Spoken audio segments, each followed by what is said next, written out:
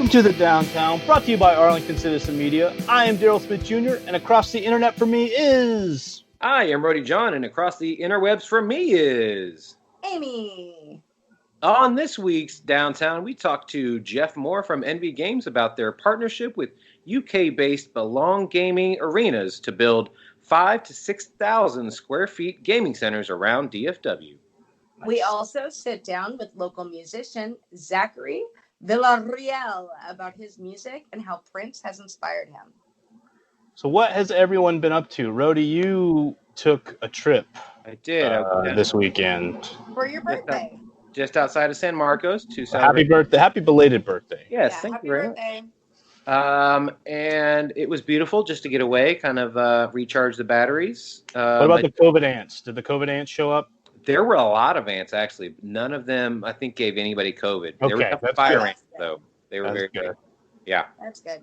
Yeah. The river was nice and, I would say, clean. I mean, I saw through it, so I'd say it's pretty clean. They're pretty clean for a river. Yeah. There was people still floating, which was nice to see. There was a bachelor party. Guy had a Burt Reynolds mustache, riding I would say a raft, but it's really a blow-up mattress. But you know what? Yeah. Hey, did it work? Was he floating?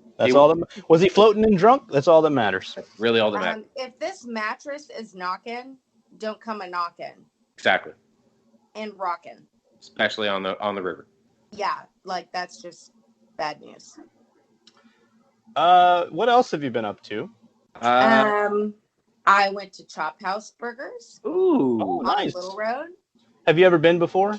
No, that was my first time. And I was like amazed because, I know this neighborhood very well. I've lived here a long time off Little Road. And I turned down that street and I had never been there before. Like I'd never seen that part, like that little pocket. In Arlington, there's all these little pockets that you can drive down that you've like never seen before. Mm-hmm. It's amazing. Really enjoyed it. Burgers were fantastic. The pie was better. I've never really. Yes. So we got a pie when we were there, a cinnamon buttermilk pie. And it was so good that we ended up ordering another one a couple days later and going back and picking up the whole pie. Wow. So really recommend that place. Service was great. They were really intense about COVID precautions. That's cool. All of the waitresses had on masks. And if you came up to the front to ask for something, they were like, go sit down. We'll bring it to you. Like all aggressive.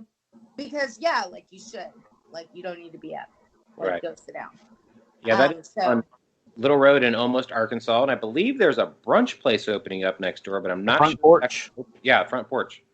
I don't think they've actually opened yet. I think it is. I think someone said it was open. Well, there we go. Is it maybe a soft opening?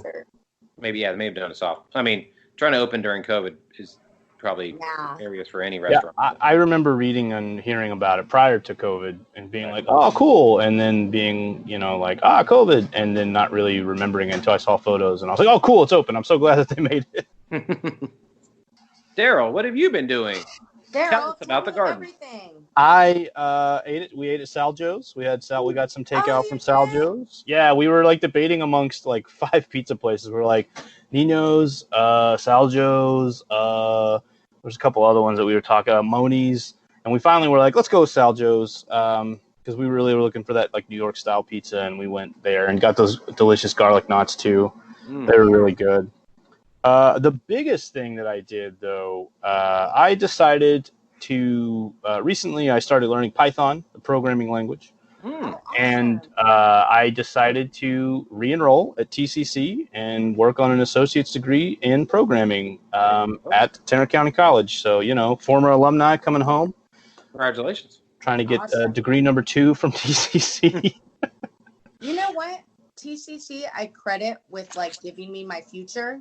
Rody, I think you as well. Yep. I mean, honestly, it is a legitimate school that has excellent teachers, and I really appreciate its existence and the price. And I'm so happy for you, Daryl. I'm really proud. I'm excited. It starts in like 2 weeks, so online right now. But yeah, I'm excited to be back. And I also credit it. I got my bachelor's degree at UTA, but I did my basics and got my associates at TCC before because it's like a fraction of the price. And right. Which campus did you go to? I mostly went to Southeast, but I also had to do some stuff at Northeast and South. And I think I don't think I went to Trinity River or Northwest, because Northwest is it's too far away. That's Right. almost Denton. So yeah, I did the majority of mine at Southeast and then did one semester at Trinity. And Trinity is beautiful, honestly. Mm-hmm. It's a gorgeous campus. I really enjoyed it for the price. Just like looking out over that river while you're taking your classes is amazing. TCC is a great school. I will always say that. Yeah, I was definitely did majority at the Southeast, but I also did South and a lot of it at the Northeast, especially when I was doing radio, TV, and film. So that drive was fun. And once I got there, I was like, well, I'm just going to hang out here for hours and hours. Exactly. That's one of those drives where you're like, I'm just going to spend the whole day here. Yeah. Maybe find a Subway, do some studying, and go to my afternoon class. So I've never walked at any of my. I didn't walk when I got my associates at TCC. I didn't walk when I got my bachelor's degree because I graduated during the summer, and they didn't have a ceremony till December. And I was like, nah, I'm not going to wait that long. But I think if I do graduate, I'm going to walk this time. And my wife told me I should bring my other 2 degrees with me, just to be like, okay, this is all 3 in 1 right now. We're going to graduate all 3 in 1. My wife also goes to TCC, so we're both TCC students together now. So we're a TCC household. Really cool. You can carpool if you ever have a computer. I love that. Honestly, it's a great opportunity. We always forget. We need to get some people on, from TCC. We really do.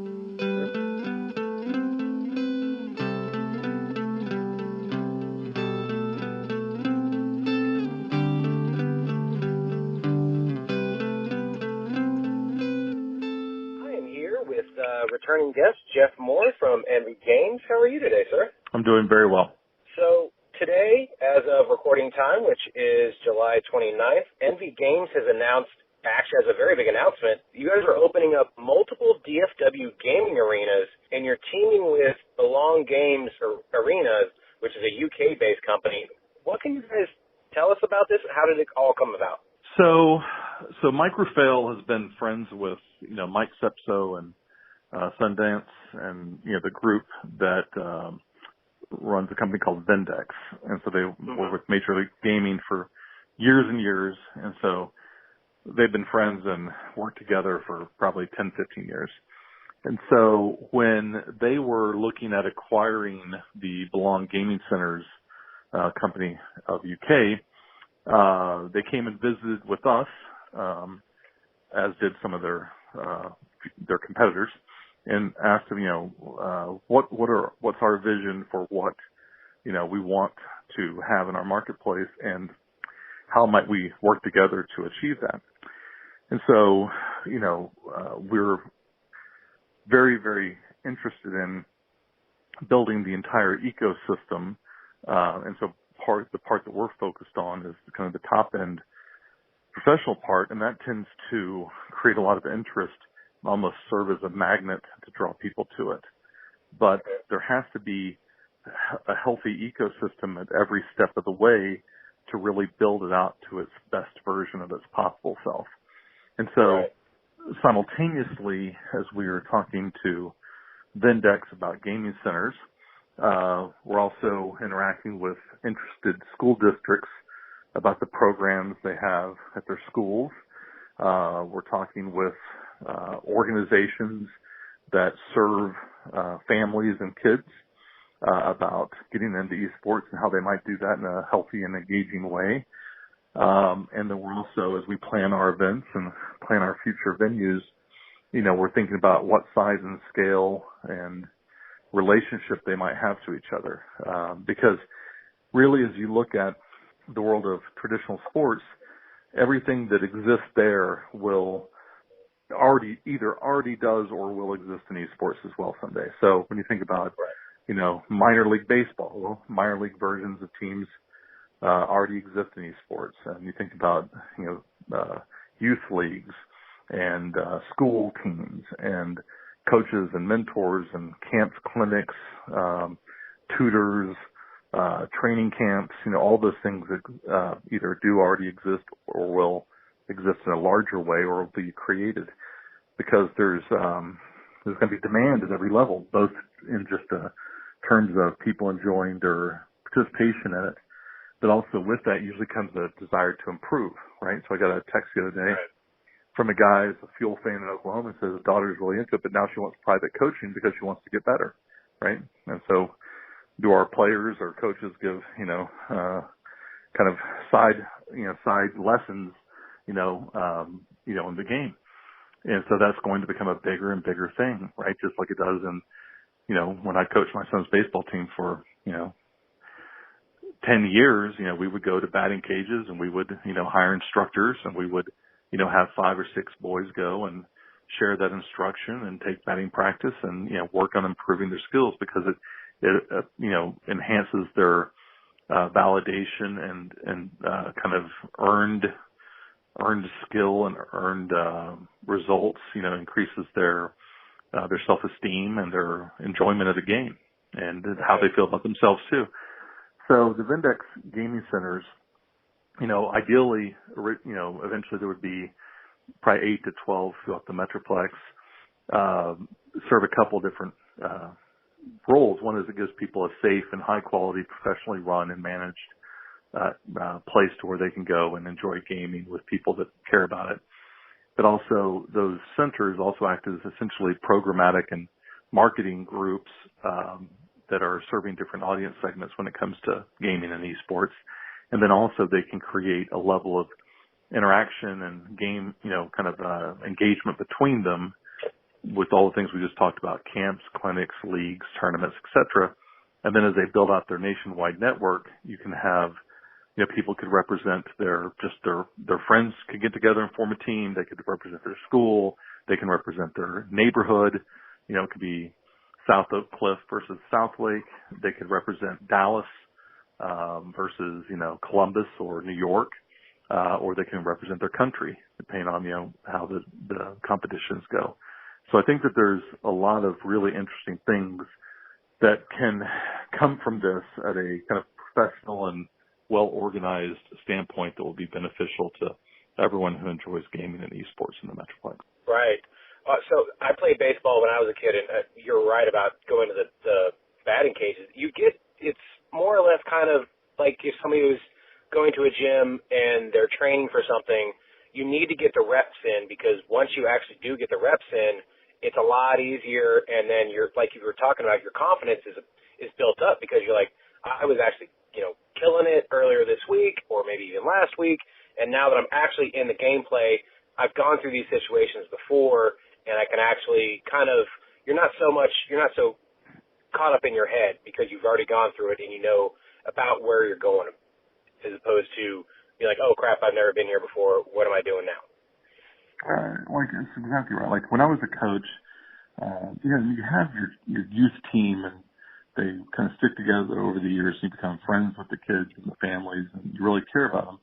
And one time, before a game, one of the dads came up and said, hey, you've got, my son batting last, and his confidence is really down. It would be great if you could move him up in the order so we could get more confidence and so he'd perform better. And I was like, well, that's exactly the wrong way to do it. I said, his confidence is down because he's not hitting the ball, Right. And if I promote him to a better spot, to get his confidence up, it's not going to work because he's going to have the same result batting 5th as he has batting 10th. So that's actually going to be worse for him because now he's going to feel like he's laying the team down too, in addition just to himself in that regard. So I said, what you need to do is there's no change we can make at game time. It has to be during the week before the game. And you take him to go get a lesson or a lesson every, week for a month and let him earn his improvement. And then that will help him perform better in games. And then he'll move right up the lineup. Right. Right. And part of it is that right now with esports, the way technology works, obviously, you can play in an isolated environment and get better because you can just grind on the game and get better. But ultimately, to really get better in a way that could manifest itself in competition is you need to get better with a team or a group of people because ultimately when you perform in that environment, there's going to be variables you have to deal with. You have to deal with, the difference between an online player and a LAN player is he has to deal with more variables and more pressure and more expectations, more excitement, an environment he can't control perfectly like he might be able to his own home. And so, but also there's the socialization elements, there's the coaching elements. Like we want parents and adults interjected into the environment in a positive way to help with the lessons that can be learned during this, just like in traditional sports. Kids, there are benefits to kids playing by themselves without adults, but there's also benefits to kids practicing something with adult coaching and mentorship as well, right? And so really you want both of those things. Ironically, in our society, you have less of just kids playing together and working things out among themselves. Sometimes we over-index into the having adult supervision. But in gaming, I think it's almost the opposite, that we could use more kind of coach and mentor interaction with kids in a gaming sense. And so I think that I think having these centers helps us get more to a desired balance in that regard. Right.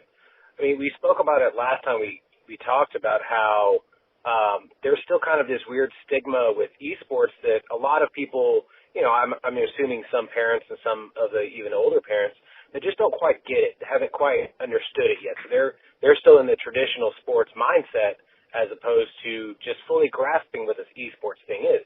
So I believe that these centers really could help almost bridge the gap of these people who don't quite understand what the esports is and then try to fully get into it, see what their kids are getting into it, see why their kids are getting into it and getting excited. So I think these are going to be amazing. Yeah. I mean, I remember you telling me a story one time, or I was just in the room, about how you weren't fully into it, but then you took your kid to one of these events, and it just, you saw his face light up, and he knew all the players and all the different characters and everything, and you were just like, all right, well, I get it now.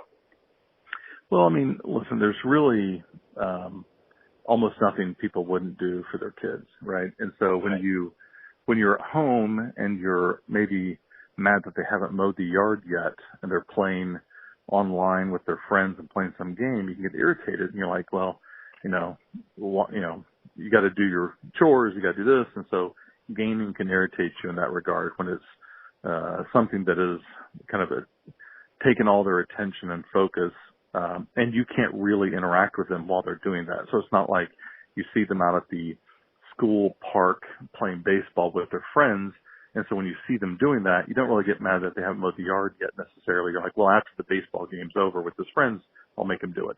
But with gaming, you can't see that he's on his headset with his 6 friends who are spread out all over the country and whatever, and understand that because you can't hear it and you can't see it and whatever. So it's a little bit harder. And if you haven't lived it yourself, it's hard to understand it in context. But then when I took my 4 kids and wife to homestand weekend, my son got Overwatch, but my 3 daughters understand gaming, but not Overwatch necessarily. But when they saw the people that were there and the activities that were happening and then went into the arena and saw the game, they were enthralled because it was the thing that they love to do, which is play Minecraft or play games in general or whatever. And they saw it happening in real life, and they saw a bunch of people that feel the same way about it as they feel about those things, all they're enjoying it, as adults. And it just connected them with a community that I know they knew existed, but they had never been in that community in real life before at that scale. And it was a little shocking. And like when I went to the Winter Classic that the Dallas Stars and the Predators played the Cotton Bowl, in January, I've been to literally 1,000 Dallas Stars games, in my life, or watched 1,000 Dallas Stars games, maybe attended 500 myself, more than that. But being there with 85,000 other people was different, right? Because that scale and that ceremony and that, pomp and circumstance and just that energy of that many people was really a very touching moment for me. It was a really big moment because it made me really appreciate that all the work that I I and so many other people had done over those 25 years had paid off with that sort of large-scale community that cared about the same thing that I cared about.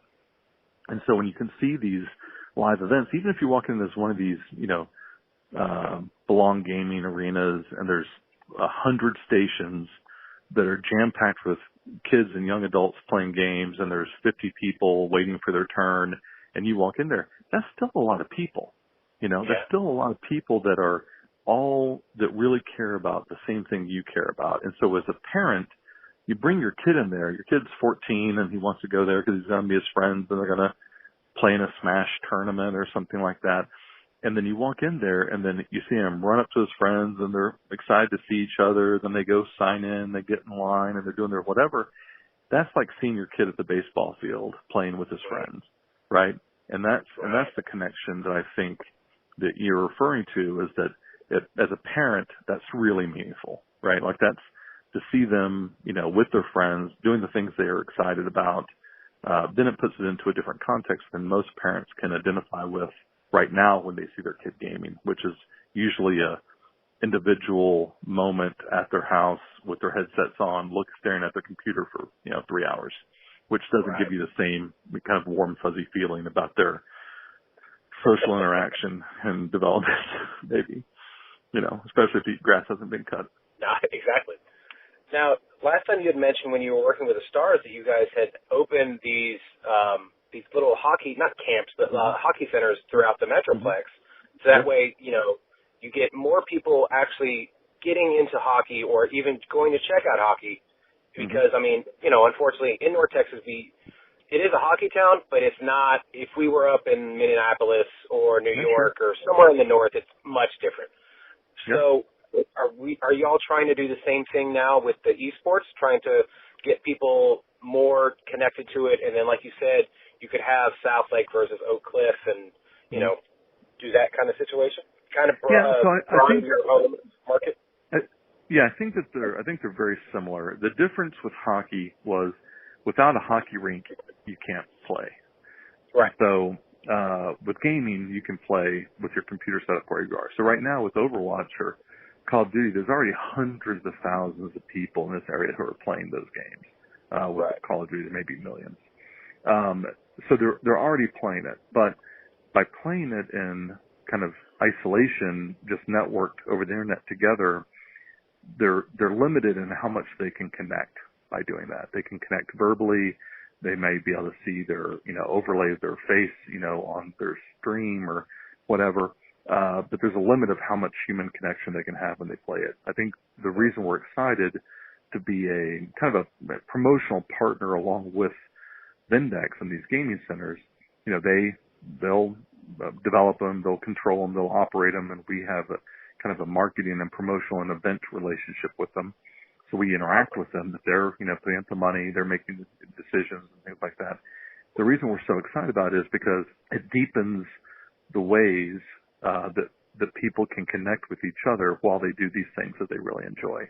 And then that allows them to form teams to play and to, earn their way onto teams to play and be in leagues and things like that they can do digitally apart right now, but they only get so much of a benefit socially by doing that, and they only get so much satisfaction out of doing that. And here, by being able to do it in real life, it adds a layer of meaning to it that we're really excited about. So do we have actual cities lined up, or is this still something that we are working on city by city? So Vendex has a real estate consulting group. As you can imagine, there are a lot of retail locations who are eager to get them to sign leases to build these, gaming centers in their current facilities. And so I think that they're going to have the pick of the litter of where they put them in the Metroplex. Because, physical retail locations, entertainment locations are coming out of this pandemic will be at a premium. So I think they're going to, we'll probably consult with them a little bit on, maybe as they're talking about, which ones we open first, we might point them to more hot spots that we, can identify from ticket sales or social media followers or things like that, but they'll have their own market research too. So Right. I think they'll probably look for a fairly even geographic spread among the kind of demographic hotspots, and the Metroplex would be my guess. Very nice. Well, I look forward to seeing where they're going to pop up. Besides this amazing news that just came out today, what else can people look forward to from Team Envy? Well, we've recently started a Valorant team. We acquired a Rocket League team that's doing quite well. I would say that there's probably another announcement or two on the way in the next couple of months about things that we're involved with that we won't spoil on your show right now. And then I think hopefully, I would say I think the kind of the facility development news is, going to continue to progress, and I would expect, something, this year that would be announced that would be kind of another interesting step up in the development of the sports infrastructure in the Metroplex. Quarters actually fully finished? Because I know I haven't been there obviously before the pandemic hit and you guys were still under construction, but is everything officially moved in and changed, or? We are still finishing it out. Obviously the pandemic put kind of slowed it down a little bit, but it's looking great. And we are making progress, and we will have something to share on that before long. Okay, I would not hate a tour of that place after it's finished, because I saw it under construction. I was, in my head it looked like, okay, you guys could do this here, and then what I think Justin was giving me the tour, and it was what he had planned out was going to be amazing. So I can't even imagine what actually does come out of that thing. Yes, well, we're excited about it. We've gotten a lot of it done, but we have a few more areas we need to tidy up. Because when we show it off, we want our sponsors to get their best look.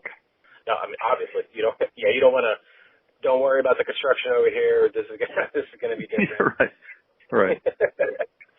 Well, Geoff, hopefully we can have you back in the next couple months after these other major announcements come through, and I appreciate your time again. Great, my pleasure. All right, thank you, sir. Okay.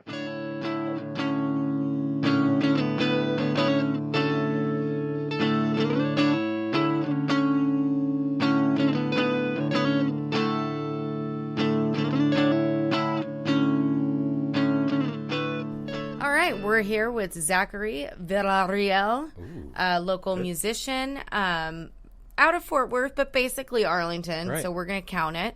How are you today? I'm awesome, actually. Yeah. I don't want to brag, but I'm doing pretty great. Okay, so the first question is, it's going to go a little deep, okay? I know we just met, but who is Zachary Villarreal, and what inspires your music? I'm honestly just...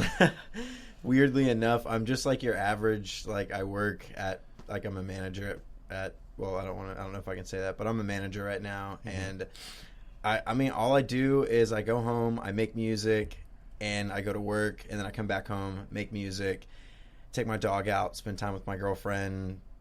I mean, that's it. There's nothing deep and special about me. I just feel like I'm you know what I mean? Mm-hmm.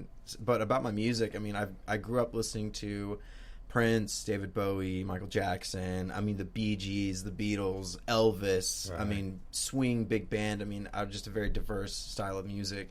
And Prince inspired me to, be a musician more than anybody, because the dude could play 26 instruments, recorded all of his own music himself, existed at a time where being a black pop musician was not an acceptable thing. Let alone an androgynous one at that. Very, yeah. It was not okay. I can't remember, I think it was Bruce, it was some major, I think it might have been Bruce Springsteen, somebody like that. He opened twice in a row for them, and he got booed off stage twice. Right. And he still was just like, I'm going to make my music, and I'm going to get there. So that was the biggest inspiration, but sound-wise, I mean, I have to say, Empire of the Sun, they emulate that 80s kind of pop feel.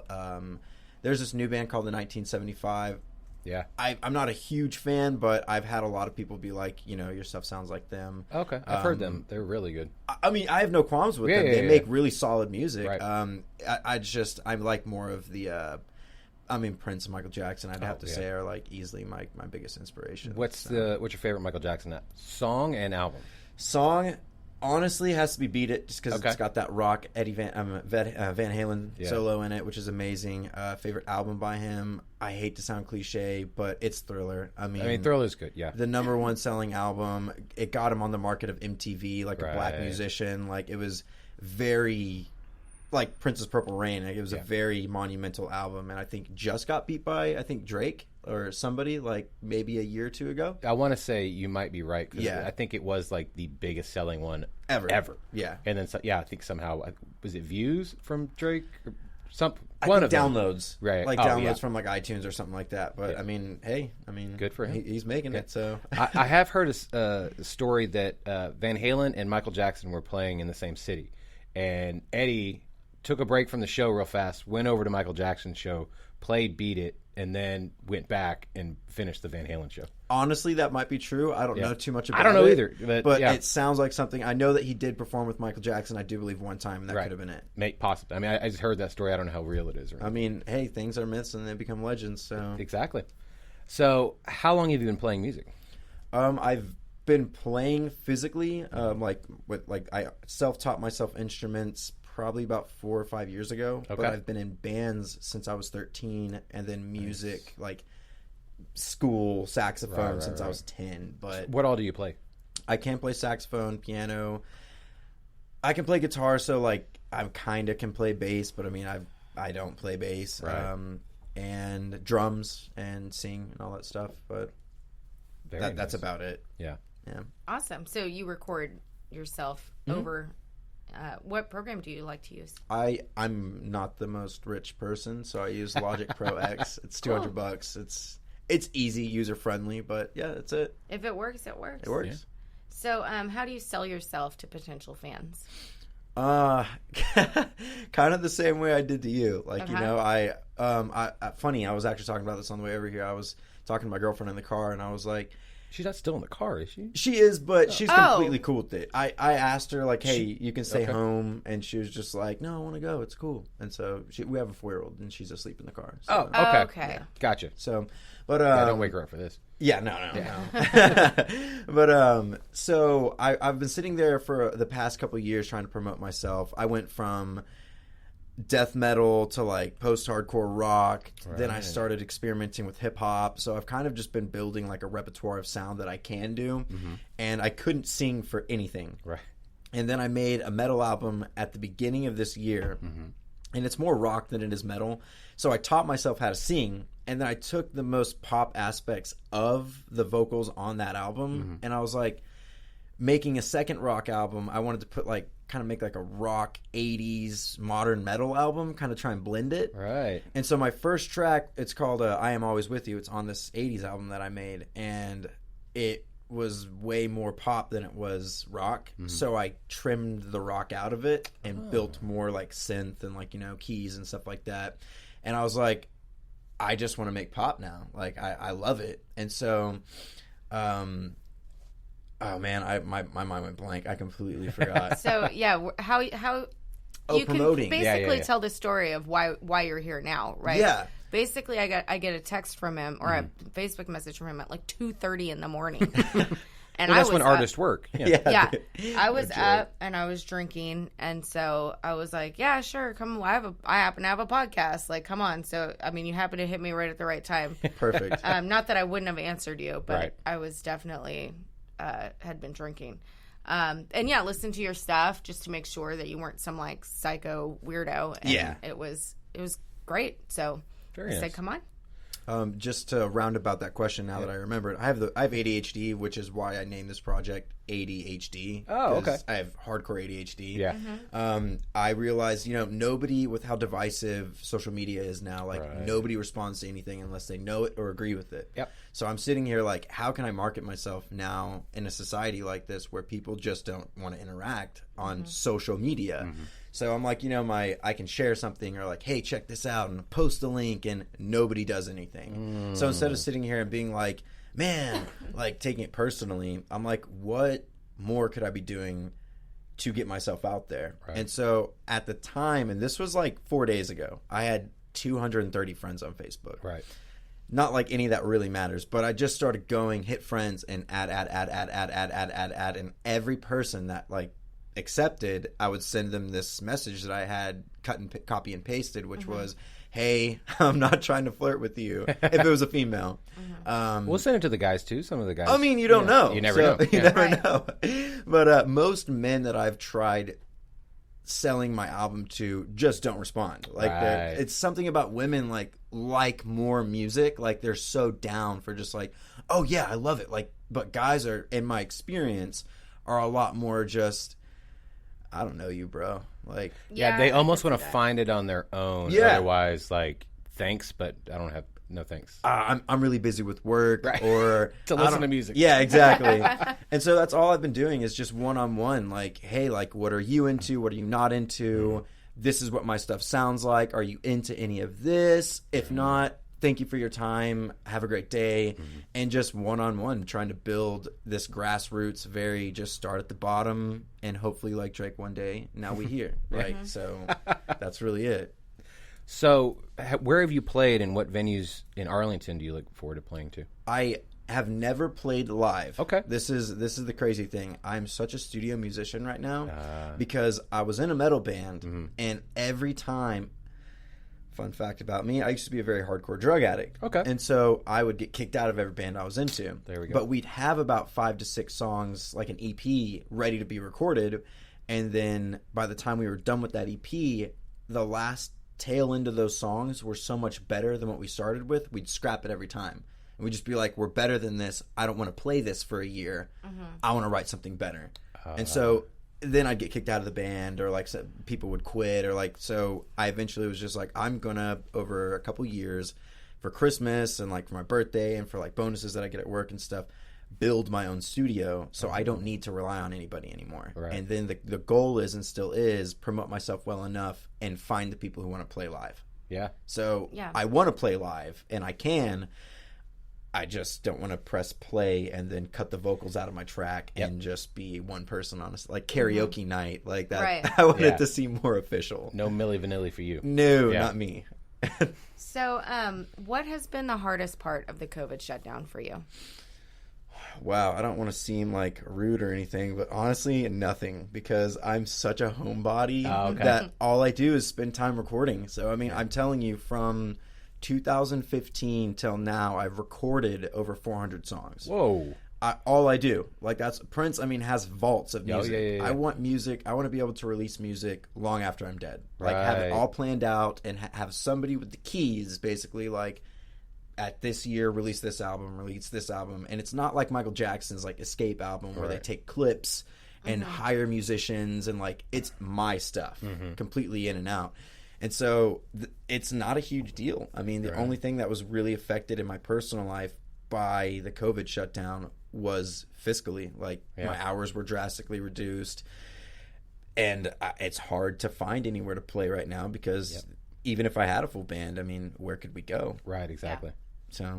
So you have a new single. Where can people find it, and what's it called? Right now, it's only on SoundCloud. Okay. I have to get this whole press, what is it called? Like a press junket or a release press packet for like Spotify and iTunes, and that costs money. Oh yeah. And with the COVID, I can't do that right now. But it is on SoundCloud. I'm putting it on YouTube also. It's all free. I don't want to make music off of my money until I'm signed somewhere. Makes sense. And even then, it's just like I would love to support myself one day, but obviously, I just want people to listen to it. I feel like I never want to release anything that's negative. Right. I want to release things that are real, but always have kind of like a optimistic spin on it. Because I just feel like things are just so dreary and just bleak right now that, why put something... Everybody can record a song about how the pain they feel or this and that, but if you're not showing that there's a way to get through that pain, then it's just, I mean, what are you doing? Like, you're just promoting this really, like, life sucks. And it's like, yeah, life sucks Maybe sometimes the most, but there are those moments that make it worth it. You know what I mean? And also, you don't know how bad things can be unless you have actually had the good, or vice versa, too. Yeah, and sometimes you just need to be reminded how great things are. Right, exactly. But it is on SoundCloud. My newest single is called Phase. Mm-hmm. It's about how there's a line, there's like two choruses, weirdly. It's like sometimes, what is it? It's like time. Some people say like time, people change. Sometimes change is just a phase. Let's get back to our old ways. It's basically just saying like the message of the song is people change, time changes, life changes. Mm-hmm. Sometimes it's temporary, sometimes it's permanent, but spend less time focusing on the process and just remind yourself that, things will normally find a way to work themselves out. Right. And that's kind of just the point of it. So what album is it a part of? Right now, it's kind of turned into a double album, which might become 2 albums. Right. But the album is called ADHD, Gotcha. And it's still under the banner of my metal band called The Enemy and Me. Okay. But I realized that there's a lot of people with the name on Facebook ADHD, as a band. Seems accurate. Pretty easy. I'm sitting here thinking it's the most genius idea I've ever had. It wasn't. So I'm thinking it might just be the album name. And I used to write stand-up comedy. And I went by the moniker Zachary last name because I was sitting there filling out the artist page on Facebook, and it says first name, and I was like, Zachary, and it says last name, and I was like, well, I don't want people to know my last name. I'm just going to write last name. And it just became a thing. Right. So I'm thinking I just might release it under Zachary last name, kind of as a tongue-in-cheek joke. I like it.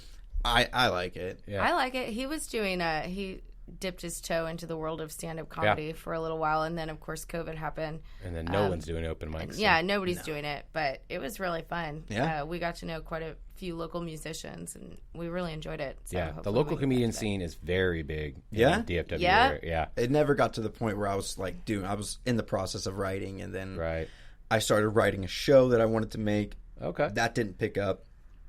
Kind of in the vein of Workaholics meets It's Always Sunny in Philadelphia. Oh, just that kind of very off the wall, kind of provocative comedy, but it fell through with the person I was working it with because we just had a wall that we couldn't get past as individuals with each other, and so we were just like, it's just not going to work. Right. And then I went back to the music, and it's all I want to do now. Good. Yeah. So all about creating, but creators also have to eat. We have a question that we like to ask all of our guests, which is if you have a favorite pizza place in Arlington. Well, considering I don't think I've even eaten out in Arlington. Oh, okay. I feel like I'd have to reverse the question and be like, "What's y'all's?" and I'll go try it. Okay, good deal. Right over there. There's a place right there called Old School. You could walk to it from here. You can't see it from here. You can see the house behind the trees over there. Yeah, behind the trees. And that's our favorite place. Yeah. Okay. They've got most people that we ask that in Arlington, they say that's their favorite. Really? Yeah. Yep. Okay. Old Schools. Old school pizza. Old School Pizza. Yeah. Old School Pizza Tavern. No, I think it's Old School Pizza and Subs. Suds. Suds. Like they sell beer? Yes, they sell Yeah. beer. Wow. Yeah, okay. it's great. That's different. No, I mean, kind of. It's like an old school Pizza Hut almost. Like they used to sell beer. Pizza Hut used to sell beer? Oh, yeah. Yeah, back in the day, they did. Yeah. Okay, I'm 27, so I mean, Yeah, we're a little bit older than you. Yeah. But, old. Yeah, they definitely had it. They don't have it anymore. They had a salad bar, and they had... I remember the salad bar. Yeah. And I remember, Metal Slug 3, always being on the arcade thing right there. Oh, yeah. Oh, yeah. I would play that with my brother all the time. So what is all the social media people can find you and your music on? You can go to Facebook and just search... Oh, wow. This is going to be tough because I'm about to change the name. Because there's so many ADHDs. Oh, yeah. So the best way... honestly, is to just find me on Facebook with Zachary Villarreal, ZACHARYVILLARREAL, or go to my metal band because I've been promoting on both pages. Right. The Enemy and Me. Okay. And you can catch my metal album if you're into that. It's like punk rock, and metal. Okay. Like heavy metal. And I mean, you can get that also if you're not into the pop stuff. So kind of like Bowie, I kind of wanted to like make every kind of genre, and like, you know, he did like hair metal and like pop, and like I mean, he just did whatever, glam rock. Exactly, he did whatever. And Prince, you know, R&B, rock, soul, funk. I mean, just whatever. I just want to make everything. But right now, I'm kind of caught up on the '80s stuff. But Zachary Villarreal on Facebook. YouTube, I do believe it is Zach Villarreal, and SoundCloud, it is under The Enemy and Me. Okay. And you just search all those names and you can find them. Nice. Cool. Perfect. Well, it was so great to meet you and have you on, and we look forward to watching your career grow, and hopefully maybe some local musicians will hear your stuff and want to be part of your band that you want to build. Yeah. We know quite a few of them, and they listen to the show. That's true. So maybe we'll invite you to the Chat and Do to meet other local musicians when that starts happening again.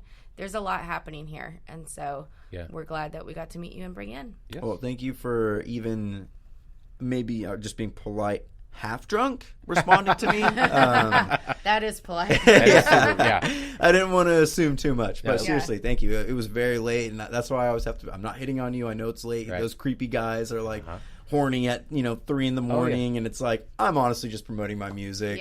But one lady, real quick, last story. She I've only had one person. It was this one lady. I said, "Hey, I'm not trying to hit on you. What music do you listen to? What music don't?" And keep in mind, she had to add me back, for the messenger thing, and she just said "fuck off" and then like blocked me, and I was like, "All right, next person." Like, but anyways, thank you guys so much. It is like sales. Oh, yeah. I feel like a telemarketer. Just like, hey, have you heard this? Hey, what do you like? Yep, got to get in the door. But seriously, guys, thank you. You guys are awesome. Thank you. I look forward to meeting you guys again, inside or outside, whatever. It doesn't matter to me. Or you guys come into one of my shows. That'd be sweet. Without a doubt. Let us know. For real. All right, thank you. Thank y'all.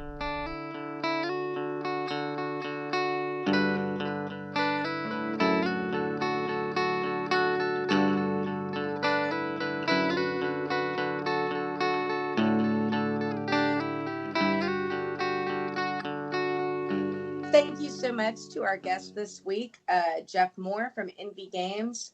We love our partnership with them. We love talking with them. Every time we get to experience an event with them, it's always amazing.